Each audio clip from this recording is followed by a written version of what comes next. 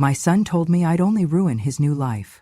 So I gave the business, the $2.40 M house, and the family yacht to his ex-wife, the one who used to visit me on birthdays.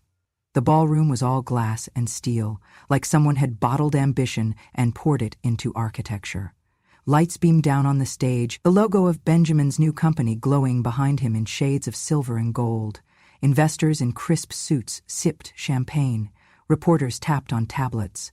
Sabrina floated from cluster to cluster, her red dress like a flare meant to demand attention. I had dressed simply, navy wool and pearl earrings, my hair pinned back in a knot. Not to compete, just to be present. After all, this was my son's night.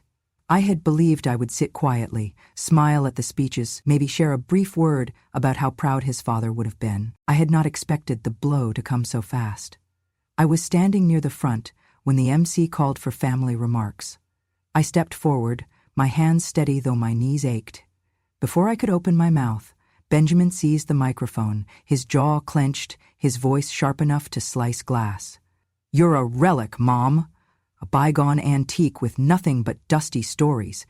Don't ruin my new life." A journalist near the front raised his voice, pen poised over his notebook. "So you're saying your mother had no role in your rise?" Benjamin didn't hesitate. He leaned into the microphone, his voice cold as steel. "None. She only drags me down." The words hit harder than any slap. A hush fell, then the laughter rose sharper, recorded by every camera in the room. I felt the cut not in my skin but in my bones, the kind of wound that leaves scars you cannot see. The words cracked through the air like a whip. A silence fell, heavy and stunned. Then Sabrina leaned in with her smile stretched thin as cruelty. Seriously, she still uses a rotary phone. Laughter erupted, brittle and brutal, bouncing off the walls. A few investors chuckled into their glasses. One reporter smirked as he typed. My face burned, though I held it still. My heart trembled in my chest, not from weakness, but from the weight of recognition. I had just been erased in front of 100 strangers. My son's words were not just dismissal. They were declaration. He wanted the world to know that I was nothing but an old shadow, a burden, an obstacle to be discarded. A camera flash lit the room, and I noticed a young journalist in the corner capturing everything. He raised his lens again, eyes wide, as if he knew he had just witnessed blood spilled in a room that pretended to be polished. My hands tightened around the small clutch I carried, hiding the tremor. I did not speak. Silence was safer. Silence was sharper. If you've ever felt the sting of being mocked by your own family, smash that hype button right now. Let's honor every quiet builder's legacy and make their stories echo louder than cruelty ever could. The laughter at that moment was crueler than any storm I had weathered. I thought of the years I had carried him, the nights I stayed up balancing books to make payroll, the mortgage I had secured with my own savings to keep his first venture afloat. Yet here I was, dismissed as an embarrassment. Relic. The word ricocheted inside me. I could almost feel it tattooed across my forehead as they looked at me. Not with respect, not with warmth, but with that thin mixture of pity and amusement reserved for something obsolete. Sabrina placed a hand on Benjamin's arm like she was crowning him king for cutting me down. He leaned toward her, the gesture intimate and smug, while the room swallowed their cruelty as if it were champagne. I stepped back, forcing my lips into what must have looked like a faint smile. The crowd shifted attention as Benjamin launched back into his pitch about innovation, disruption, and building the future. They clapped. They nodded. They pretended not to notice me at the edge of the stage, standing with my silence wrapped like a cloak. But inside my pocket, beneath the folds of fabric, my fingers brushed the smooth barrel of a fountain pen. To anyone else it was nothing, but inside its casing was a discreet button. A trigger. Months ago, with Kelly's help, I had prepared a clause hidden within the trust, one written not for vengeance but for dignity, a loyalty clause, a safeguard, a line in the sand. If ever I was humiliated publicly, if ever I was stripped of respect by those who owed me their roof and their fortune, the system would know, it would record, and it would act. I pressed my thumb lightly against the cap, feeling the pressure point, not enough to trigger, not yet. Timing was everything. I had learned in business and in life that the quietest moves created the loudest shocks. Around me, the room erupted into applause again, Benjamin basking in his spotlight as if nothing had happened. Sabrina waved at photographers, her smile polished, her cruelty hidden beneath lipstick and angles. But I stood still, steady, my body a statue in navy wool, my silence the only rebellion visible. The words echoed in my skull. Relic, rotary phone, dusty, antique. They thought they had defined me. They thought they had turned me into the punchline. They did not know the script was already written, waiting for me to whisper the final command. I watched them raise glasses, watched Sabrina accept compliments, and watched Benjamin boast of his self-made journey. And I wondered how many of them would still shake his hand if they knew the truth, that the deed to the house he flaunted was not his, that the yacht they toasted on was not his, that the very office they gathered in was secured by capital that bore my signature. I thought of Adelaide, the one who never forgot my birthday, the one who had once told me gently, "One day, Sophia, they'll see you are the foundation." And when the time came, when the night was over and the crowd had left, I would take my pen, press down with the weight of decades, and remind them all that relics do not vanish, relics endure. Relics hold history, power, and contracts signed long before anyone in that room thought to mock me. So I smiled, quietly, as the journalist's camera clicked again. He did not know it yet, but he had just captured the opening scene of a story that would outlast Benjamin's applause, a story not of relics, but of reckoning. And I was ready. I remember the winter of 2008 as if it never left my bones. The snow in Colorado was relentless that year, burying everything under silence and white weight. Benjamin was in his early 30s then, full of talk about scaling his real estate firm, convinced he was destined to outpace everyone else in the Denver market. But the crash came, sudden and brutal, and the empire he had barely begun to build trembled like glass in a storm. He came to me late at night, shoulders slumped, eyes wide with fear. A boy again, though his jaw was lined with a man's stubble. "Mom," he whispered, "if I lose this deal, I lose everything. I need capital, just enough to cover the debt until the banks ease up." He was shaking not from cold but from panic. I still owned a parcel of land in the foothills, nearly 20 acres my husband and I had once dreamed of turning into a retirement haven, a place with a wide porch, gardens, a view of the mountains stretching blue and infinite. It was worth millions, but in that desperate market no one was buying, unless I sold low, fire sale low. Against every instinct in me I did it, signed the papers, handed over a legacy, and gave him the liquidity that pulled his company from the brink. I told myself I was saving not just his business, but his spirit. A mother's heart does not measure return on investment when her child is drowning. Years later, when the market rebounded, when Colorado land prices soared to astronomical heights, Benjamin threw those same papers in my face. "You cost me millions, Mom," he spat one afternoon, his voice like acid. "If you had vision, we'd own half the state by now." He had forgotten the time when he was 9 and wandered too close to the tracks. When I lunged and dragged him back as the streetcar screamed past. He had forgotten the nights I signed away my own savings bonds to cover his tuition so he wouldn't be expelled. Back then he called me his hero. Now he called me controlling.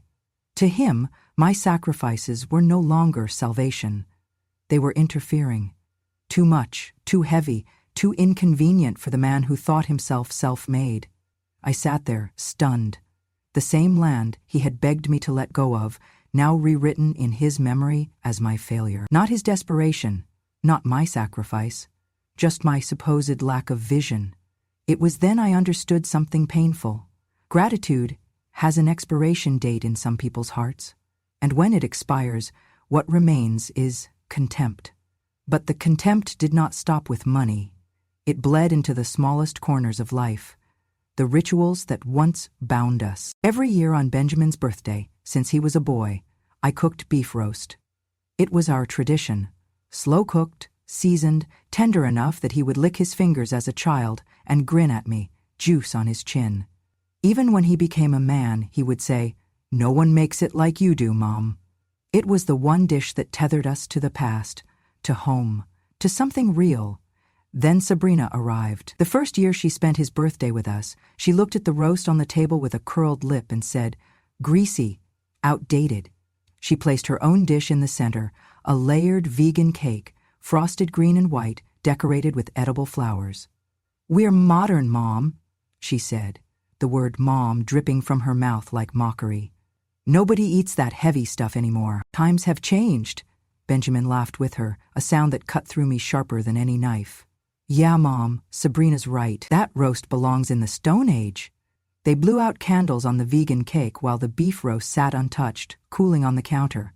I stood there, spatula still in my hand, my heart sinking under the weight of something worse than dismissal, replacement.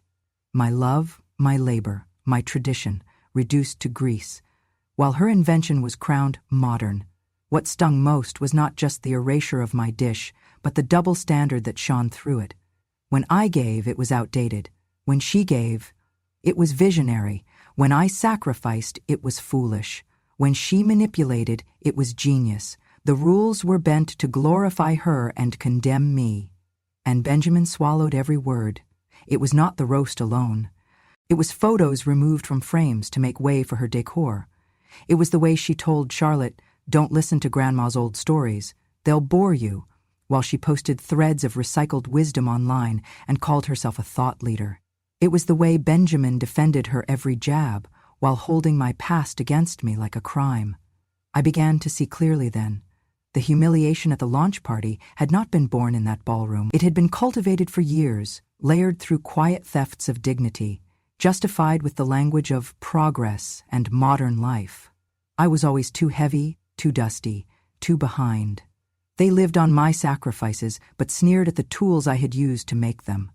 I kept cooking beef roast every year anyway, even when they rolled their eyes, even when no one touched it. I cooked it not for them, but for the memory of the boy who once grinned at me with juice dripping down his chin, the boy who no longer existed in their polished glass house.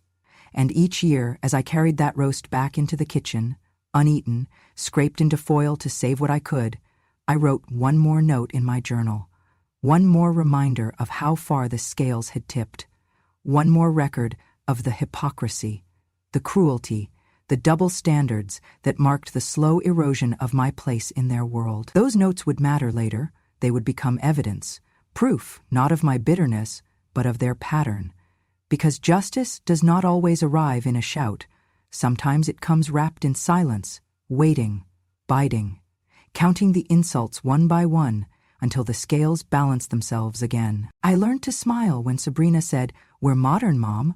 I learned to nod when Benjamin said, "You ruined our legacy." But deep inside, I knew the truth. I had not ruined anything. I had given them everything. And one day, they would learn the cost of confusing love with liability. Adelaide never forgot my birthday.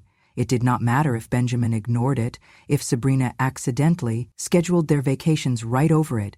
If the phone stayed silent from morning until night, Adelaide always appeared, sometimes with a little box of chocolates, sometimes with a scarf she had found at a thrift shop, sometimes with nothing but her arms around me and that quiet laugh that had once filled my kitchen when she was still my daughter-in-law. She would sit at my small table, the one shoved against the wall of the room they called my transition space, and pull out her phone.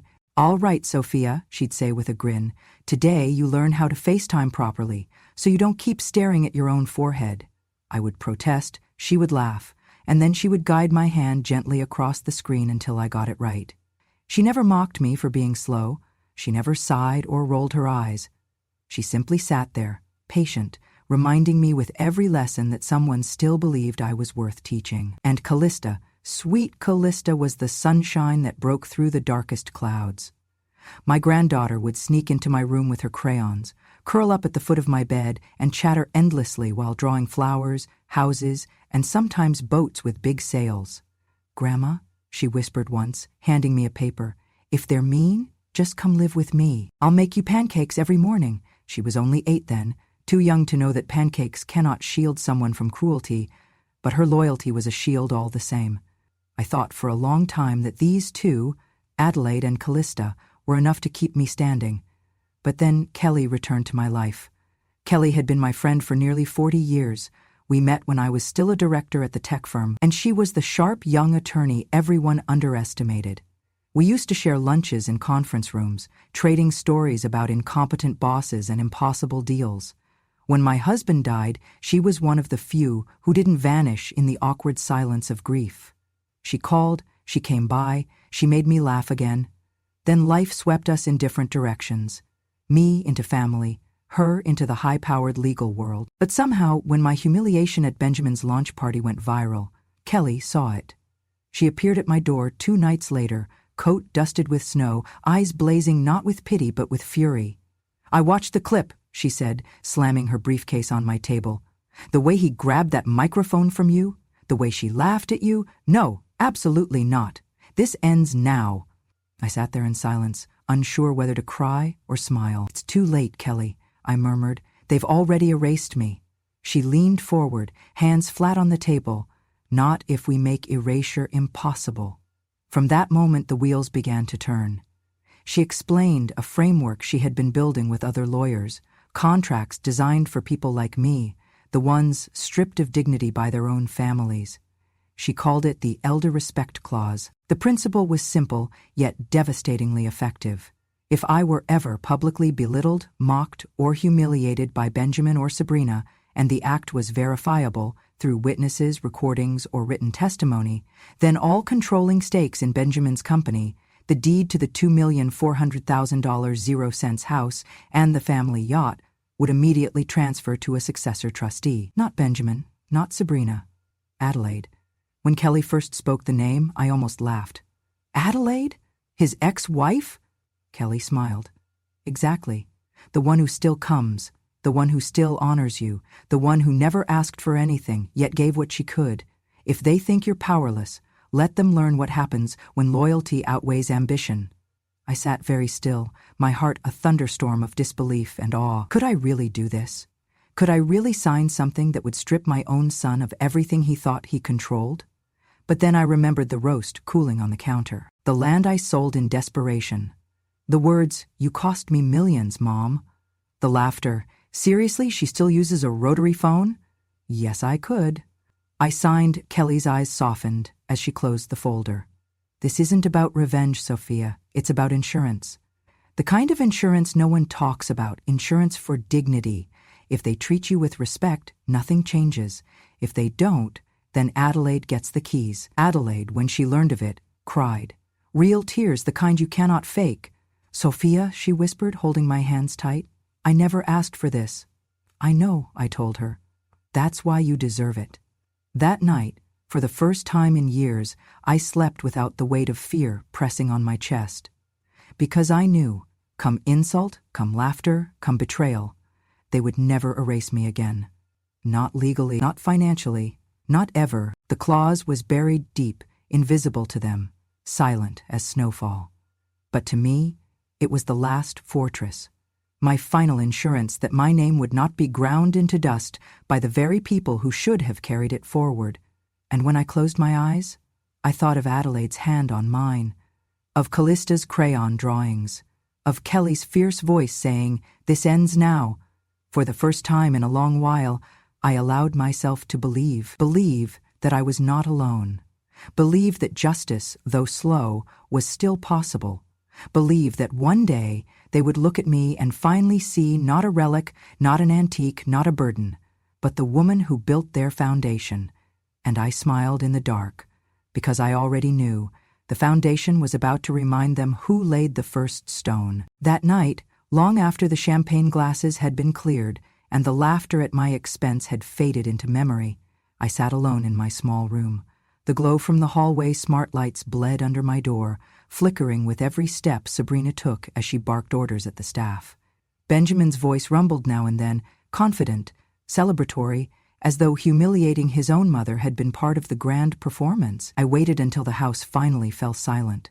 Then I pulled the old cedar lockbox from beneath my bed and placed it on the desk. The key turned with a weighty click, the kind of sound that carries decades of memory. Inside lay the heart of my plan. A matte Drek USB stick sealed in a tamper-proof case, and a small biometric reader no bigger than a pocket watch. I stared at them for a long moment. These weren't just tools. They were the culmination of everything Kelly and I had built together, the safeguard, the fortress, the invisible sword I had carried for years, while letting them think I was defenseless. My hands trembled as I connected the reader to the laptop. A thin blue light pulsed alive. The screen displayed a single line, "Authenticate." I pressed my thumb against the cold glass surface. A sharp beep confirmed my identity. The screen shifted to reveal a command line blinking, waiting. I typed the words Kelly and I had chosen months earlier. Legacy must be preserved. The words glowed once, twice, then dissolved. For a breathless second, nothing happened. Then the cascade began. Encrypted files opened in sequence. Smart contracts unfurled across blockchain ledgers, immutable and indisputable. The company shares Benjamin boasted about only last night, reassigned. The deed to the $2,400,000 0 cents home he strutted through like a king, transferred. The yacht, his trophy of wealth, the one he used to parade friends across the lake, keys reassigned. Not to me. Not anymore. To Adelaide. I sat back, heart pounding as confirmation codes flickered across the screen, each one sealing another lock Benjamin would never pick. Kelly's design was flawless, airtight, reinforced by multiple jurisdictions and notarized redundancies. It was not just a contract, it was a verdict. When the final confirmation appeared, I closed the laptop and exhaled. For years, I had lived like a shadow in my own home, shrinking at every scoff, enduring every reminder that I was an antique. Tonight, the shadow had shifted, and tomorrow the light would blind them. Across town, as dawn approached, Adelaide was pouring herself a cup of tea when her fax machine rattled to life. She frowned, adjusting her glasses as the paper slid out, line by line. It bore Kelly's letterhead. At the top, bold and undeniable, were the words, "Asset transfer confirmation, effective immediately." She skimmed the pages, her hand flying to her mouth. The company, the house, the yacht, all placed under her custodianship, pending Charlotte's majority.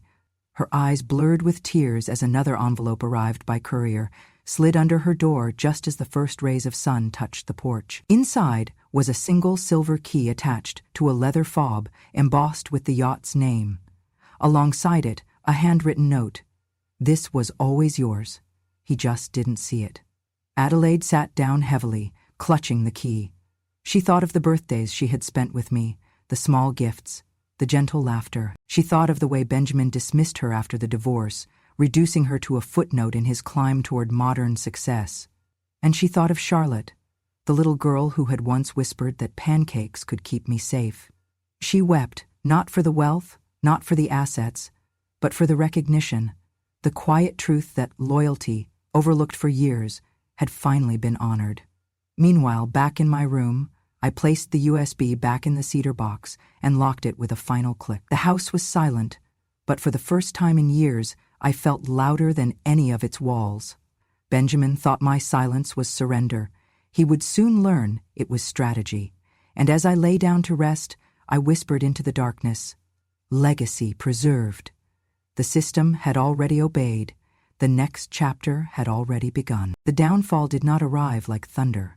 It crept in, one notification at a time, until the empire Benjamin had built on arrogance began to melt beneath his feet.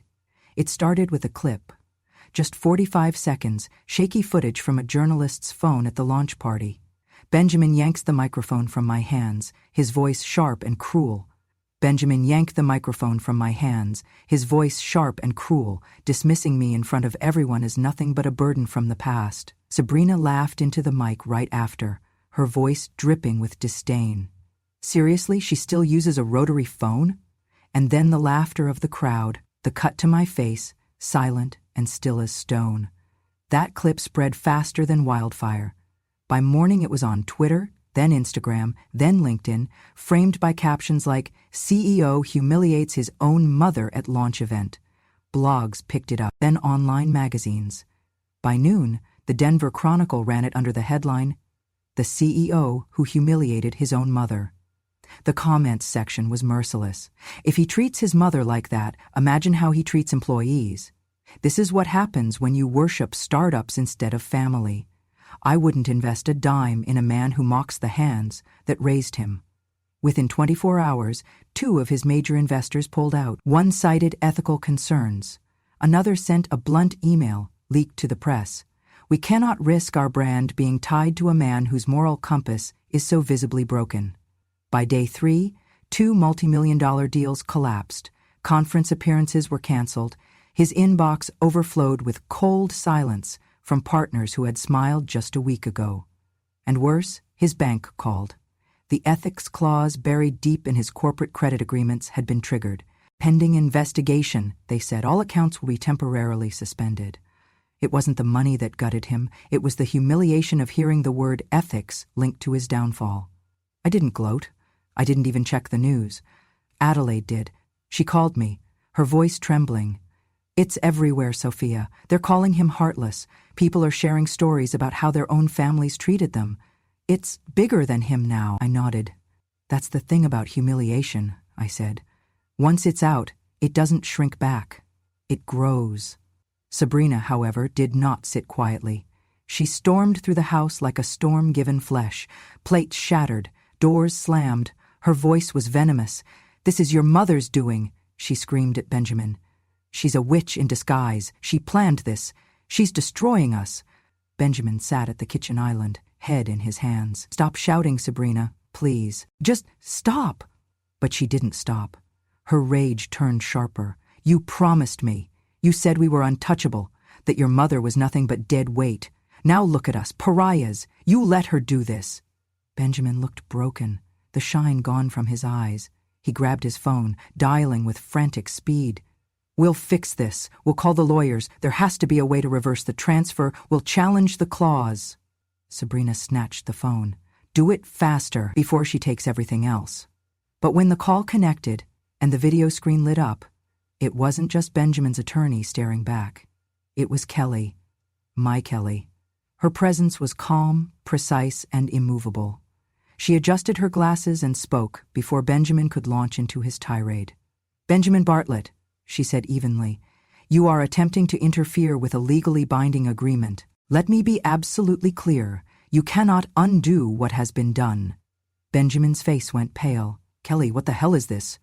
You're supposed to be my mother's friend, not her weapon. Kelly tilted her head. I am her counsel, her ally, and her executioner, if necessary. The contract you signed years ago without reading included explicit consent for reallocation under the Elder Respect Clause. Your mother has simply enforced it. Sabrina leaned into the screen, fury etched across her face. This is fraud, manipulation, she tricked us. Kelly didn't flinch. No, fraud would require deception. What happened here was willful neglect and public humiliation, recorded, witnessed, and broadcast to the world. Every condition for activation has been satisfied, and now, every door you thought you could open is locked. Benjamin's voice cracked. I'll sue you. I'll sue all of you. I'll take this to court. You will lose, Kelly cut in sharply, and the deeper you dig, the more evidence will surface about your treatment of the woman who gave you life. Do you really want a jury to see that video again? Because I assure you, the world hasn't forgotten. Silence filled the room. Benjamin's hand shook as he lowered the phone. Sabrina muttered curses under her breath, pacing like a caged predator. And me? I sat quietly in my chair by the window, knitting as though none of it touched me. But inside I felt something rare and steady. Not triumph, not cruelty. Vindication. For the first time in years, Benjamin finally realized that I wasn't the relic he thought I was. I was the foundation, and his empire had just crumbled without me. The announcement was held in the old opera house downtown, the one with gilded balconies and velvet seats that had seen 1,000 stories of rise and fall. But that morning, it wasn't music filling the air. It was something heavier, something alive. A room filled with journalists, philanthropists, and investors who had once chased Benjamin but were now leaning forward, waiting for Adelaide. She stood at the podium in a navy suit that looked like it was cut from the fabric of resolve itself. Her hair was swept back, her voice steady, her presence undeniable. Cameras flashed as she adjusted the microphone, a quiet smile breaking across her face. Ladies and gentlemen, she began, her voice carrying with the weight of history. Today isn't about a transfer of property or a sudden windfall. It's about a legacy, one that was hidden, overlooked, dismissed as dust, until the truth could no longer be buried. The crowd hushed, pens paused, screens lifted to capture her words. "She didn't just give me assets," Adelaide said, her voice rising. "She gave me back dignity. The dignity we all forgot. The dignity stolen when age was treated like irrelevance. The dignity erased when loyalty was repaid with humiliation." Applause broke through the room like a tide. People stood, reporters scribbled headlines before the sentence was even finished. Adelaide lifted her chin and continued, each word deliberate. "That is why I am founding the Legacy Keepers Foundation. Its mission is simple: to protect and empower women overlooked in their later years, to ensure that no mother, no grandmother, no widow is ever treated as disposable again. With the assets entrusted to me, this company, this house, this yacht, we will build programs, shelters, scholarships, and sanctuaries. We will build futures from the pieces others tried to discard." The roar of applause shook the walls. Cameras flashed until the stage glowed, and then Adelaide gestured toward the side of the stage. "Of course," she said softly, "none of this would exist without the true architect. Please welcome our honorary advisor, Sophia Bartlett." The applause deepened, waves crashing against the stage as I rose slowly from my chair. My steps were deliberate, my cane steady, but my heart raced with a rhythm I had not felt in years. When I stood beside Adelaide, she took my hand and raised it high. In that moment, for the first time since the night of my humiliation, I felt the crowd not laugh at me. The press would later call me the silent founder. Articles spun headlines like, "The grandmother who outmaneuvered a CEO," and "From relic to revolution." But standing there, I did not hear titles or accolades. I heard dignity, restored. I did not speak long, just a single line into the microphone. Legacies don't vanish, they wait. And when the time comes, they rise again. The crowd stood. Adelaide squeezed my hand, but somewhere else. In a smaller, darker corner of the city, Benjamin and Sabrina were watching the broadcast on a muted television. The glow of the screen painted their faces pale. Sabrina was the first to speak, her voice sharp, venomous, slicing through the silence. "You lost everything to your ex-wife and your old mother. Pathetic," she hissed, her eyes narrowing. "A CEO toppled by two women you swore were beneath you." Benjamin said nothing. His hands shook as he reached for the remote, turning the volume down even further, as though muting the sound could mute the truth. But the truth was already everywhere, on every headline, every channel, every feed. His empire was gone, his pride shattered, his name rewritten, and mine? Mine was finally remembered. The world now knew me not as a relic, not as background noise, but as the woman who outlasted the storm and turned silence into a weapon sharper than any sword. The courtroom was colder than the mountain air outside, a cavern of polished wood and fluorescent light where reputations came to die. Benjamin sat at the defendant's table in a tailored suit that suddenly looked too large for him. His shoulders caved inward as though the fabric itself rejected him. Sabrina, rigid and furious, flipped through stacks of papers, her manicured fingers trembling despite the performance of control. The judge entered, his gavel striking once, and silence fell. What followed was not a trial of crime, but a reckoning of consequences. One by one, the rulings came down. Benjamin Bartlett, the judge read, his voice like stone on steel. "Due to documented breaches of fiduciary duty and reputational harm to your shareholders, your operational rights are hereby suspended for a term of 5 years. You will retain title but not function. Decisions shall rest with the newly appointed Board of Trustees." A gasp spread through the gallery. Benjamin's head dropped. His empire was no longer his to steer. He was a passenger now, shackled by his own arrogance. Then came Sabrina's turn. "Mrs. Sabrina Bartlett," the judge continued, "your contracts and incentives tied to Bartlett Futures are deemed null and void as your conduct falls in violation of ethical clauses. Effective immediately, you forfeit all entitlements, bonuses, and revenue-sharing rights." Sabrina's jaw unhinged. "That's absurd! I built half those deals," she snapped, her voice cracking with a fury that sounded too much like desperation. The judge did not flinch. "You built illusion. The court will not uphold illusions." Applause wasn't permitted, but I felt it in the air. Outside the courtroom, the blows landed harder. The $2,400,000 0 cents house they once flaunted as a status symbol was no longer theirs to own, but theirs to rent, at 3 times the original mortgage, courtesy of the trust they mocked. The yacht, once Sabrina's stage for curated photographs, now required monthly payments wired not to them, but through me and Adelaide. Every weekend trip came with an invoice. For them, luxury had become a lease, but the sharpest wound came from Callista.